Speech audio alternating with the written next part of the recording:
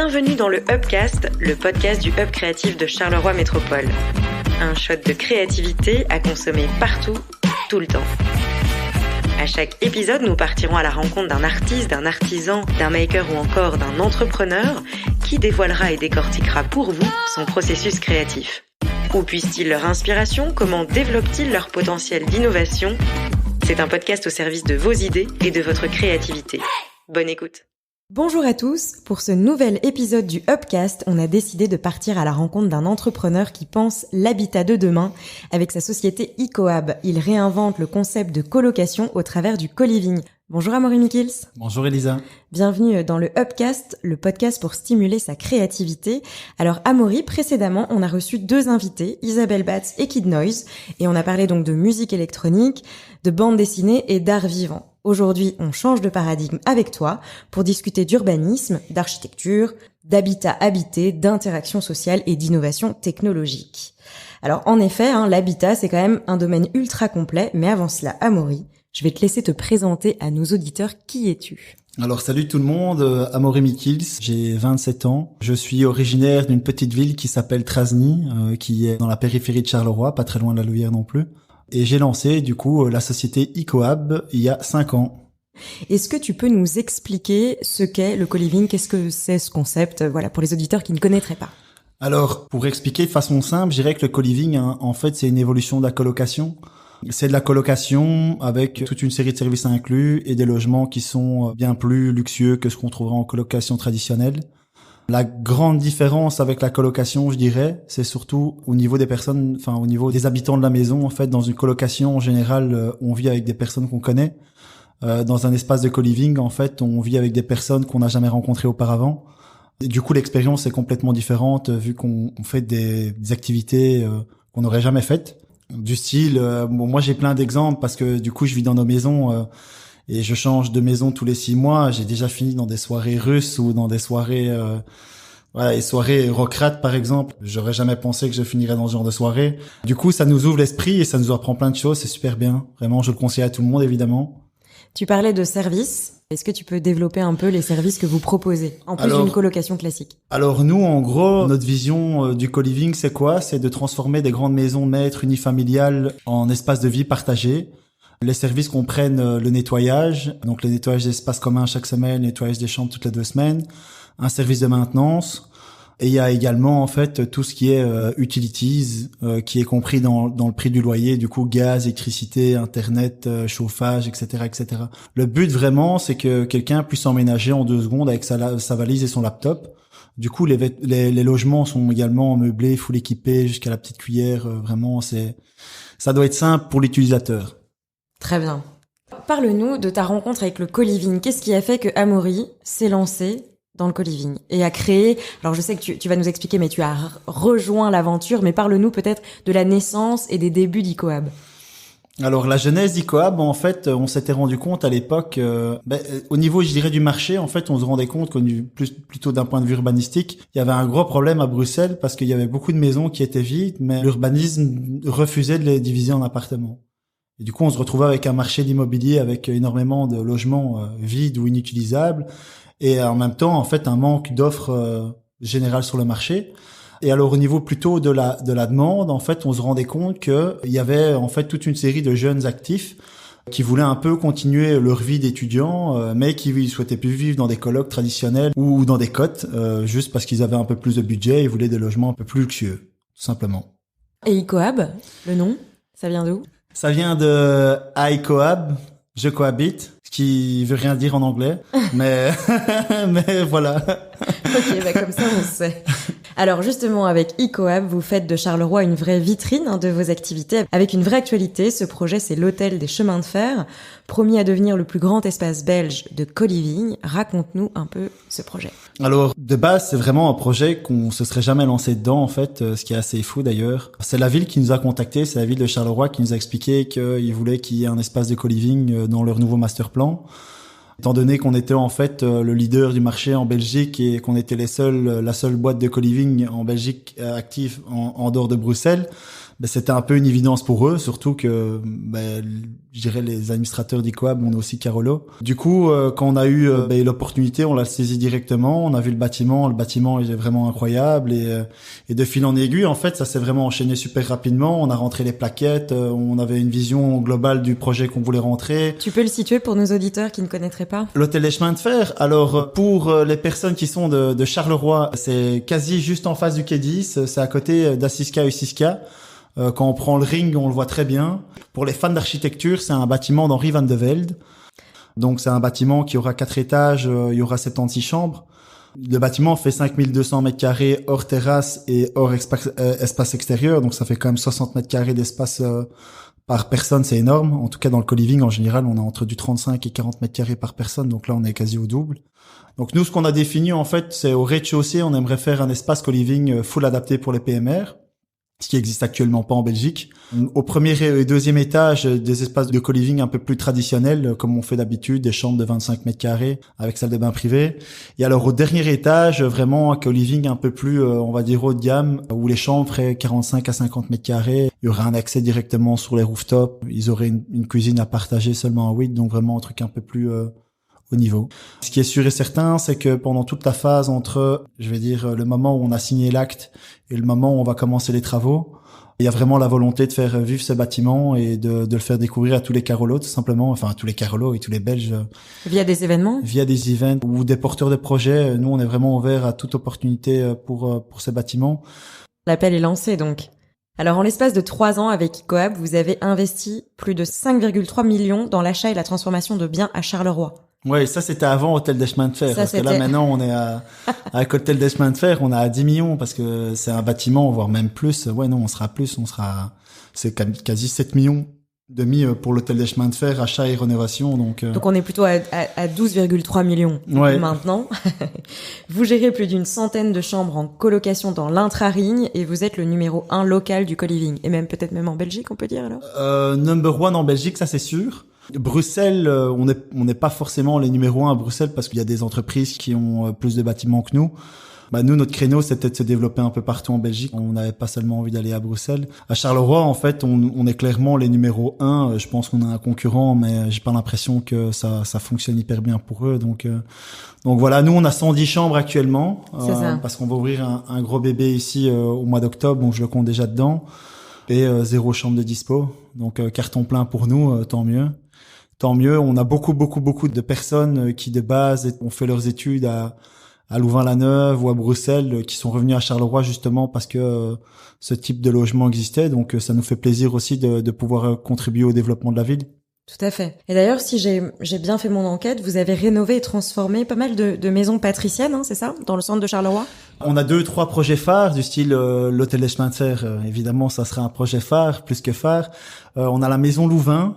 Alors pour les grands connaisseurs, c'était un ancien hôtel de passe assez super connu à Charleroi, rue de Louvain. Je sais plus comment s'appelle le nom.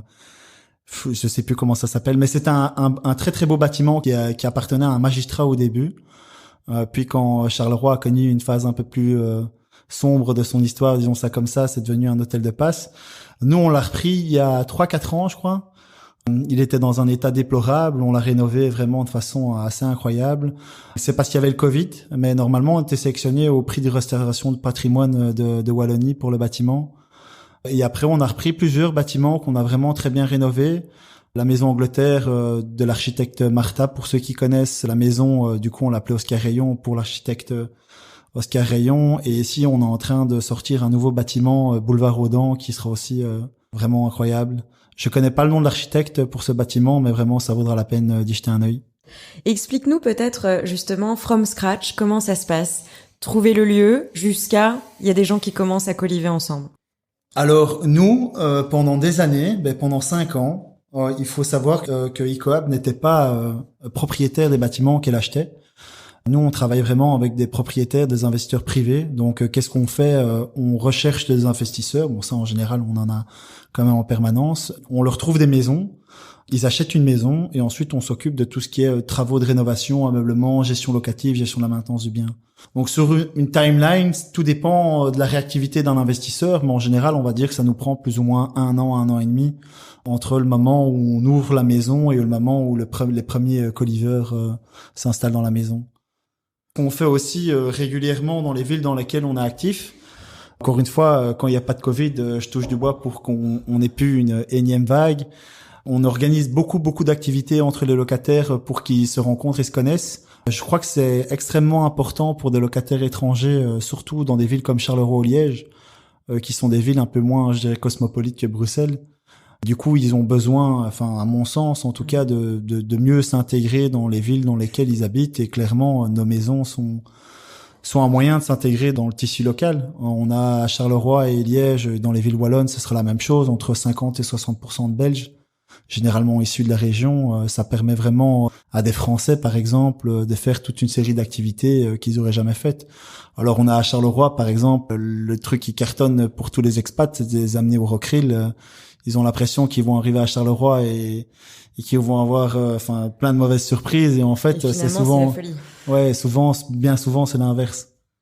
Justement, tu devances un peu ma prochaine question. Comment est-ce qu'on permet aux gens de s'approprier les lieux, sachant que il y a du personnalisé, mais il y a quand même un côté un peu clé sur porte qui fait que Alors, les chambres chez nous sont 100% personnalisables. On fait des chambres, d'ailleurs, ça se voit un peu sur notre site, je dirais qui sont très belles, mais où elles sont pas chargées en décoration. Donc c'est sobre plutôt. Ouais, le but c'est vraiment que le locataire, qu'une personne qui rentre dans sa chambre en fait ait vraiment la possibilité de customiser sa chambre comme elle le veut. Et alors au niveau des espaces communs, en fait, il faut surtout venir dans les maisons, je dirais 1 an après, pour se rendre compte de comment les utilisateurs en fait personnalisent l'endroit, ou en tout cas ils laissent aussi des petits souvenirs. Du coup, dans nos maisons, on peint des murs entiers en noir où il y a possibilité d'écrire des mots dessus. On a plein d'endroits en fait où on met des appareils photo, comment on appelle ça, des Polaroids.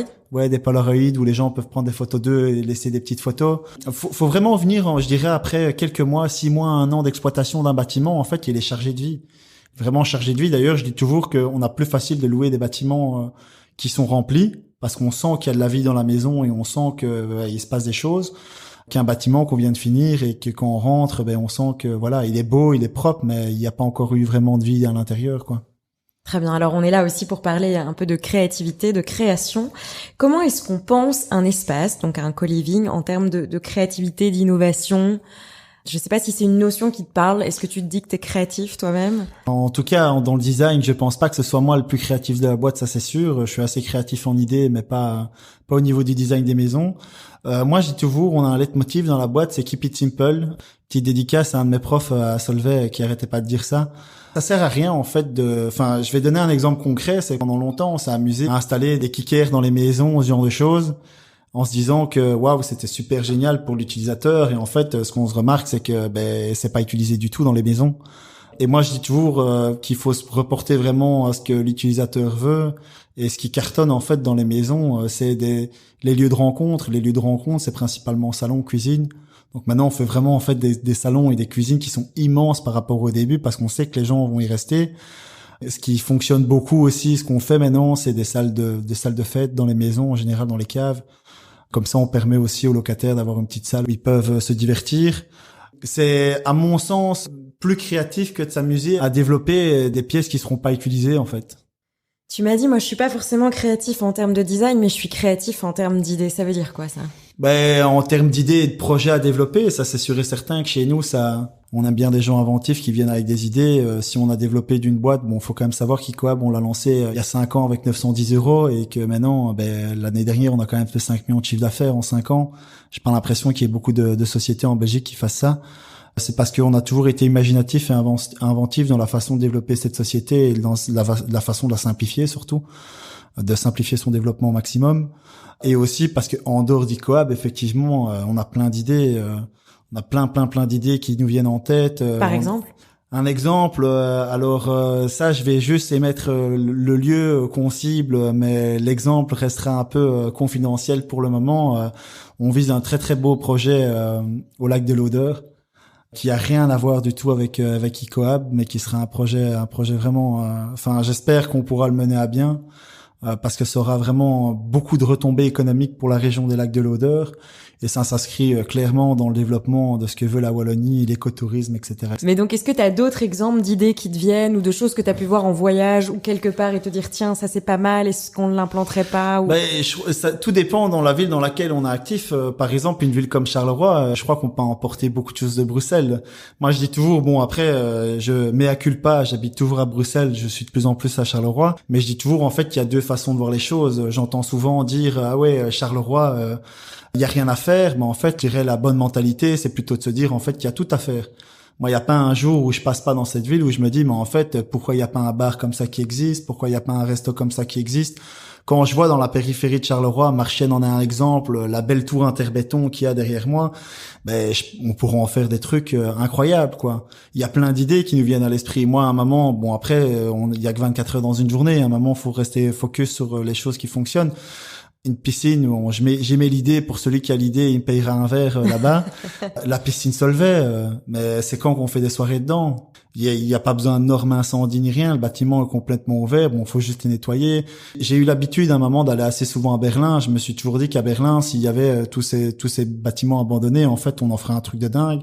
Et je trouve que des fois, c'est un peu dommage mais même si ça change, hein, encore une fois, même si ça change, qu'il n'y ait pas plus de porteurs de projets pour justement bénéficier de tout ce tissu en fait des bâtiments qui sont vides, qui seront sûrement pas chers à exploiter parce qu'il faut quand même les remettre un peu aux normes et où on pourrait faire des trucs assez incroyables. Je remets aussi un exemple pour ceux qui vont hors festival par exemple, c'est un festival électro dans la périphérie de Bruxelles. Ils ont fait un lieu d'exploitation temporaire, c'est juste dingue ce qu'ils ont fait. On va à Marchienne. La brasserie des Alliés, elle est vide, c'est un bâtiment qui est incroyable. Alors il y a le Rockrill, hein, c'est sûr et certain que les gars qui ont fait le Rockrill, ils ont eu un projet que je trouve vraiment dingue pour la ville de Charleroi. Mais des bâtiments comme le Rockrill, il en existe des centaines aux alentours de Charleroi. Donc évidemment que ça donne des idées, mais encore une fois, malheureusement, il y a que 24 heures dans une journée et donc au bout d'un moment, le Covid m'a aussi fait comprendre qu'il y a un moment où il fallait se concentrer sur une chose et il fallait pas se disperser. Qu'est-ce qui t'inspire en premier, le bâti ou le concept? Ce qui m'inspire en premier, c'est plutôt le fait que on n'exploite pas assez les bâtiments à Charleroi en fait. Enfin, pas qu'à Charleroi, à Bruxelles. Enfin, Bruxelles est un peu mieux quand même que le reste de la Belgique francophone. Et je pense, j'en suis sûr et certain, que si il y avait plus de projets de ce type-là, que ce soit en centre-ville de Charleroi avec des bâtiments qui sont abandonnés depuis je sais pas combien de temps, ou en périphérie, c'est sûr et certain qu'il y a beaucoup plus de personnes qui reviendraient vivre dans le centre-ville. Tu me parlais de Berlin. C'est quoi tes inspirations? C'est les voyages, les capitales, la musique, tu bookines? Alors moi j'ai toujours été un grand fan de musique électronique et je le suis toujours. Donc ça c'est sûr et certain que si j'y vais, c'est principalement pour ça. Berlin, dans le développement de la ville, je pense qu'il y a assez d'intéressant. On peut quand même faire un peu Quand tu dis musique électronique, c'est quoi? C'est Bergen? Enfin, c'est ce genre de lieu qui te font plus de la techno. Enfin, moi, je suis grand fan de Minimal Roumaine, pour ceux qui connaissent. Ce que j'aime beaucoup à Berlin, en fait, c'est la façon dont ils ont su développer cette ville qui, à un moment, était quand même dans un état qui était celui qu'il était. Je pense qu'une ville comme Charleroi peut apprendre beaucoup de Berlin ou d'autres villes. Hein. Mais c'est vrai que c'est une ville où, au niveau de la créativité, parce qu'on est quand même au UPC ce soir, c'est vrai qu'il y a quand même beaucoup de choses qui se passent. En Europe, c'est une ville qui a vraiment réussi à se réinventer, alors qu'il y a encore, je crois, à 20 ans, c'était une ville qui vivait au crochet des villes de l'ouest de l'Allemagne, quoi. Oui, c'est ça. Mais je pense que oui. Est-ce que t'es un garçon instinctif qui fonctionne à l'instinct? Instinctif, oui. Moi, je dis souvent que je suis binaire, donc ça veut dire que c'est oui ou non. Ok. Il y a pas d'entre-deux, quoi. Il y a rarement d'entre-deux. Vas pas. Ouais. Je suis assez binaire. Instinctif, c'est toujours bien de faire confiance à son instinct, mais c'est toujours bien d'écouter les autres aussi. Bah justement, qu'est-ce qui fait que tu te lances ou pas dans un projet? L'opportunité, toujours. La vie, c'est de l'opportunisme, en fait. Il y a rien à faire. Et comment est-ce qu'on suscite les opportunités? Pour ceux qui ont un peu du mal à sortir de chez eux. Tout le monde a toujours des opportunités. Le seul truc, c'est qu'une opportunité, il faut la prendre. Si jamais l'hôtel des chemins de fer en est une, il y a un moment où effectivement, à la taille qu'on a, on se dit, ok, un bâtiment 5200 mètres carrés, est-ce qu'on va le faire? et que on voit qu'il y a plusieurs signaux qui sont verts, même s'ils sont pas tous verts, on fonce. Voilà, c'est de l'opportunisme. Et je pense que des opportunités, tout le monde en a dans sa vie. Par contre, il y a pas tout le monde qui les capte. J'écoute aussi beaucoup ce que les plus vieux disent. Je fais partie de plusieurs réseaux ici à Charleroi et en Belgique en général. Par exemple, tu peux en citer? À Charleroi, il y a le Business for Charleroi, B4C, que j'affectionne particulièrement. J'aime vraiment beaucoup les membres de ce cercle. Je fais partie du cercle de Wallonie aussi, du PropTech Club aussi. J'aime beaucoup. D'ailleurs, c'est des gens que vous devriez interviewer parce qu'ils sont jeunes, enfin ils sont top. Et je trouve qu'on a beaucoup à apprendre des plus anciens. Des fois, on a l'impression que en étant jeune, on peut savoir tout sur tout, que nous, on est l'avenir. Évidemment qu'on est l'avenir, mais c'est pas pour ça qu'il faut oublier le passé. Et alors, j'ai des parents qui m'apprennent beaucoup de choses aussi. J'ai une maman et un papa qui sont tous les deux entrepreneurs. C'est ça, qui sont tous les deux entrepreneurs. Enfin, ma mère plus que mon père, mais qui m'apprennent beaucoup de choses au jour le jour. Donc voilà. Si tu avais à regarder un peu les 5 dernières années ICOAB, c'est quoi peut-être les 2 plus grandes leçons que la vie d'entrepreneur t'a apprises? Alors, la première plus grande leçon, et ça va faire plaisir à beaucoup de gens que je la dise, c'est qu'il faut rester calme. C'est pas toujours facile, mais il faut rester calme et c'est bien d'être instinctif et binaire, mais il faut pas non plus être sanguin. La deuxième chose que j'ai appris, et je suis pas certain que ça va faire plaisir à tout le monde, par contre celle-là, c'est que la Belgique est un pays très compliqué, vraiment extrêmement compliqué, et je pense, là je lance vraiment un appel à tous nos décideurs politiques, c'est qu'il y a un moment où vraiment il faut simplifier les choses, parce que quand on est porteur de projet, on prend quand même beaucoup de risques. Derrière, c'est extrêmement compliqué. Quand on réussit, honnêtement, il y a plus de la moitié de la valeur que vous créez, que vous rendez à l'État, ce qui ne me dérange pas du tout si cet argent, in fine, est bien dépensé. Et honnêtement, il y a des fois où on se pose des questions parce que on sent quand même que dans la façon de gérer certaines villes encore, je mets pas tout le monde dans le même panier. Ça vaut, ce sera un feedback qui sera donné par beaucoup d'entrepreneurs et beaucoup de porteurs de projets. C'est qu'il y a beaucoup de bâtons dans les roues. Quand on réussit, effectivement, comme je le disais, on donne quand même une grosse partie de ce qu'on valorise à l'État, et que derrière, il y a vraiment pas d'aide du tout, quoi.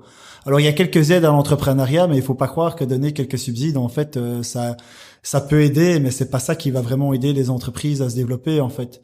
Il y a une simplification, je dirais, administrative qui doit être faite à tous les niveaux de l'État, que ce soit au niveau des communes, de la région ou du fédéral, parce que, voilà, tout prend du temps, en fait. C'est ça. Bon, le message est passé, je crois. Si je te dis Charleroi en termes de créativité, de manière générale, qu'est-ce qui te vient à l'esprit? À part le Rockrill. À part le Rockrill, Charleroi en termes de créativité, en termes de projet, d'entrepreneur ou de tout ce que... Ouais, ça peut être ça. Ça peut être... Alors, créativité dans la manière où elle a été reconstruite, je trouve que sans frotter des manches ni rien, les décideurs politiques ont fait un très beau boulot. Moi, je me souviens très bien quand j'ai quitté Charleroi, j'aurais jamais pensé y revenir un jour. Je trouve que ça devient une ville vraiment super agréable à vivre. Quand je viens avec des potes du Brabant wallon ou de Bruxelles et qui se promènent dans le bas de la ville, ils me disent on a l'impression qu'on est dans le sud de la France. C'est piétonnier, c'est vraiment agréable. Donc très intelligent dans sa façon d'avoir été repensé. Ça c'est sûr et certain. Et alors, je suis persuadé, dur comme fer, effectivement, qu'il y a beaucoup de porteurs de projets, que ce soit dans le digital ou d'autres segments plutôt créatifs, qui ont des très bonnes idées. Je suis extrêmement content que Charleroi Entreprendre ait vu le jour, parce que je crois que le gros problème qu'on a à Charleroi et en Wallonie, en fait, si je dois comparer à la Flandre et ce que je vois à Bruxelles, c'est pas que les gens sont plus bêtes qu'ailleurs, c'est juste qu'ils sont moins bien aidés. Et je suis persuadé que des projets structurants du style UPC, Charleroi Entreprendre, en fait, vont permettre à cette ville de se redévelopper et surtout d'amener, en fait, cette touche de créativité qui manque un peu à l'heure actuelle à Charleroi. Et avec tes mots, et ça reste tout à fait ouvert, ce serait quoi pour toi une définition de la créativité? Qu'est-ce que ça t'évoque? Je pense que la créativité, c'est de transformer quelque chose qui existe en quelque chose qui n'existait pas. De manière assez simple, et je crois qu'il y a le co-living en est un exemple. Nous, on a juste repris des bâtiments qui de base étaient créés pour des familles et en fait on les a dépluqués à d'autres formes de familles, en fait, tout simplement. Enfin moi je suis vraiment adepte de en fait redévelopper ce qu'on appelle les quartiers secondaires. du coup reprendre n'importe quoi comme bâtiment et en fait du style encore une fois peut-être le Rockrill de base c'était une usine de sidérurgie, c'est devenu un endroit où on peut faire la fête, il y a des expos, enfin il y a quand même beaucoup de choses, je trouve ça assez créatif. Donc c'est un peu réécrire l'histoire et y mettre... C'est clairement ça en fait, c'est réécrire l'histoire et redévelopper en fait, la vie est un espèce de cycle, donc il y a des moments où des villes et des régions vont bien, des moments où elles vont moins bien, il faut juste vivre dans l'air du temps et faire en sorte que ce qui marchait moins avant redevienne à la mode ou en tout cas soit revu pour y développer des nouveaux projets. Tes challenges là pour les prochains mois, c'est quoi ? C'est de encore lever ICOAP, quoi. Pour le moment, on est actif dans 5 villes en Belgique. Donc, on a Bruxelles, Charleroi, Liège, Arlon et Mons. Notre première maison, vraiment, c'est dans le courant début septembre. C'est de continuer à développer ICOAP partout en Belgique francophone dans un premier temps. La Belgique néerlandophone, on verra par la suite. On fait partie de ceux qui sont assez pragmatiques pour se dire que la Belgique, malheureusement, est quand même divisée en 3. Et que la façon de fonctionner, nous on le voit déjà entre Bruxelles et la Wallonie, elles sont complètement différentes. Donc la Flandre, c'est une région où on entrera sur le marché, à mon avis, pas en premier, ça c'est sûr et certain. On va d'abord laisser d'autres y aller avant nous pour voir comment ça se passe. C'est de continuer à développer donc ce projet de co-living et de manière générale, nous on a pris l'initiative d'arrêter de développer des quartiers prime, comme on appelle. Ces quartiers sont déjà développés, ils sont déjà super bien. Je dis pas qu'on doit plus faire de projets là-bas parce qu'on en fera encore un peu, mais c'est clairement pas notre objectif. Maintenant, l'objectif, c'est de vraiment avoir des projets qui sont structurants pour les villes. Pour la simple et bonne raison, Charleroi en fait partie. Charleroi, si je vais à la place de la Digue, je croise toujours nos locataires. Du coup, c'est bête, mais on voit quand même l'impact qu'on a sur le développement d'une ville. J'ai vu des quartiers qui ont été complètement transformés parce que on est arrivé et qu'on a repris plusieurs bâtiments dans le même quartier et du coup il y a d'autres personnes qui sont venues acheter des bâtiments, faire des appartements, etc. C'est bien plus, je dirais, impactant et même pour nous ça nous rend bien plus heureux de développer des villes qui ont besoin d'être développées que des quartiers qui n'en ont pas forcément besoin et on a un meilleur retour de tous les côtés en fait, que ce soit au niveau des villes dans lesquelles on est actif, des habitants, des quartiers qu'on développe, tout le monde est super content quoi. Dernière petite question avant un petit jeu final, si tu avais un conseil ou un exercice à donner pour que les idées des gens deviennent réalité, pour qu'on arrête d'avoir ça. Là. Je crois que le plus simple c'est de tester son idée. Alors je vais balancer aussi une info. Normalement si la personne entend ce que je vais dire pour le moment, elle va bien aimer. Normalement, on va lancer un test à Anvers. Et la façon dont on va tester le marché anversois, en tout cas, sera très, très innovante. Et on va pouvoir tester un marché avec même pas 1000 balles, quoi. Donc voilà. Et le tout, en fait, est de trouver un moyen. Alors, on vit au 21e siècle, à l'époque du digital. Je donne un exemple. C'est pas ce qu'on va faire à Anvers, hein, mais ce qu'on fait à Bruxelles, par exemple, quand on se lance dans un nouveau quartier, on met des annonces qui sont fake. On met des annonces de maisons comme on les a, en disant que c'est à telle rue, tel endroit, et on voit si ça prend. Si on voit qu'on a des demandes, on se dit ok, on se lance dans ce quartier, quoi. Eh bien, merci Amaury. Alors, avant de se quitter, j'ai quelques petites questions pour toi. Le but du jeu est simple. Pas trop réfléchir et répondre du tac au tac. T'es prêt ? Ok. Une personne ultra créative que tu apprécies, qui t'inspire pour son travail. Je sais que je vais lui faire plaisir en disant ça. C'est vrai, je trouve que ma mère est une femme hyper inspirante, vu qu'elle a lancé plein de sociétés et qu'elle a eu plein d'idées. Donc, elle m'inspire beaucoup dans ma façon de penser aussi. Je pense que je tiens beaucoup d'elle. Une musique que t'aimes bien pour, je sais pas moi, réfléchir, travailler, t'inspirer. Alors, ça va faire rire tout le monde, mais la musique que j'écoute le plus, c'est Gypsy Woman. Ok. Un lieu pour s'évader et pour s'inspirer. Les Ardennes. Moi, je suis pas du tout côte belge. Je trouve ça vraiment moche, la côte belge. Et où dans les Ardennes, si t'avais un... Alors, quelque chose de très très personnel, Honneux, qui est en fait l'endroit où mes grands-parents vivaient, que je trouve. Allez-y, en fait, vous verrez, c'est à côté des Wayers de Comblain-au-Pont, c'est vraiment sympa. Un exercice à donner à nos auditeurs pour stimuler leur créativité. Et je pense qu'il n'y a pas vraiment d'exercice. Si on veut vraiment être créatif aussi, je pense qu'il faut. Des fois, c'est extrêmement compliqué si on est porteur de projet d'ailleurs.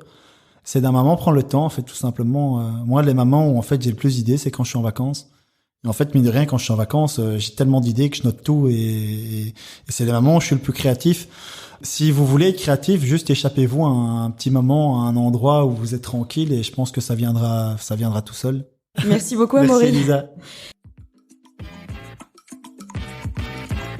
C'est la fin de cet épisode. Merci pour votre écoute. Suivez-nous sur les plateformes de podcast. Le UPC est un collectif d'acteurs au service de vos idées et de votre créativité. Et pour vous tenir au courant de notre actualité, rendez-vous sur notre site www.hub-charleroi.be. À très vite.